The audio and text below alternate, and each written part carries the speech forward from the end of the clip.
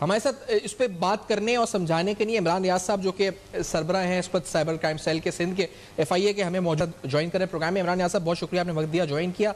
इमरान साहब ये बताएं, आप लोग पहले पहुंचे, यानी कोई कंप्लेन आई ये सिमों के हवाले से, पहले फ्रेंचाइज में गए या पहले नादरा में गए, और फिर किस तरीके से आपको किस तरह ये हुआ कि ये इनिशिएट आपने किया ये मामले को कि अब यहाँ से हमें कार्रवाई का आगाज करना चाहिए? कहाँ से क्लू कहाँ से मिला, किस तरह स्टार्ट हुआ ये action?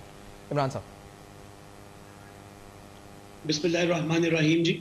First of all I am sorry, I have a bad throat. जी नो प्रॉब्लम। मेरी इतनी आवाज क्लियर नहीं हो सब लोगों को जी। जिसमें ऐसा है कि जी इसमें एक कंप्लेंट थी from PTA regarding some illegal SIMs which are available in the market, जो कि डिफरेंट लोगों के नाम पे इशू हुई थी। उन लोगों ने कंप्लेंट की थी जी कि हमने ये सिम इशू नहीं करवाई है, बट ये सिम्स हमारे नाम पे इशू हुई है। तो उस कंप्लेंट के ऊपर हमने चलते हुए एक्शन किया। तो ये काम स्टार्ट हुआ बेसिकली फ्रेंचाइज से। इसमें ऐसा था कि जी ये फ्रेंचाइज जो थी कुछ ऐसे लोगों का उनके नाम पे सिम इशू कर रही थी जो कि जिनका इंतकाल हो चुका हुआ था। तो इससे हमें लीड मिली और इस लीड के तहत हमने पहले हमारे FIA की टीम, सक्खर की टीम ने रेड किया कश्मीर में फ्रेंचाइज के ऊपर, और वहाँ पे बड़ी तादाद में हमें सिलिकॉन थम्स मिले और हमें वहाँ पे हजारों की तादाद में इलीगल सिम्स मिली। और उसके बाद वहीं से लीड मिलते हुए उसी टीम ने बताया जो कि वहाँ पे कश्मीर की फ्रेंचाइज पे काम कर रहे थे कि इसी तरह की एक्टिविटी जो है वो घोट की मिक फ्रेंचाइज पे भी हो रही है, वो भी उसमें इन्वॉल्व है।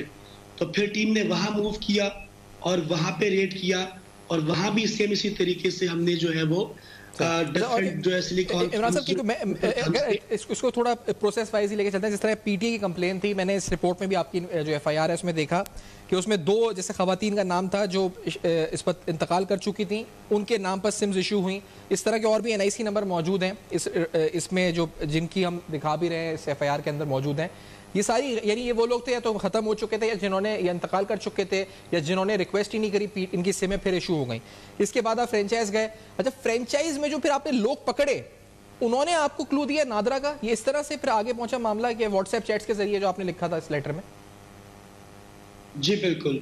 उसमें ये है कि हमने उनके तमाम फोन्स का टेक्निकल और फोरेंसिक एनालिसिस किया, और जो वहां से हमने लैपटॉप्स रिकवर किए फ्रेंचाइज से, हमने उनका टेक्निकल एनालिसिस किया, फोरेंसिक एनालिसिस किया, और जब उसका एनालिसिस किया तो हमें वहाँ पे थंब इंप्रेशंस मिले, डिजिटल थंब प्रिंट्स मिले बेसिकली।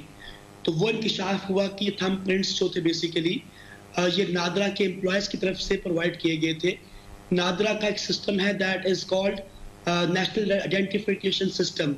जब आप नया ID कार्ड बनाने जाते हैं तो ये उस वक्त का ग्राफिक यूजर इंटरफेस है। तो ये नादरा के एम्प्लॉयज क्या कर रहे थे कि जी उस ग्राफिक यूजर इंटरफेस का, उस विंडो का स्क्रीनशॉट लेके सेव कर लेते थे और उसको JPG फाइल में कन्वर्ट कर लेते थे, और फिर वो तमाम डेटा जो है वो बल्क में फ्रेंचाइजेस को प्रोवाइड करते थे।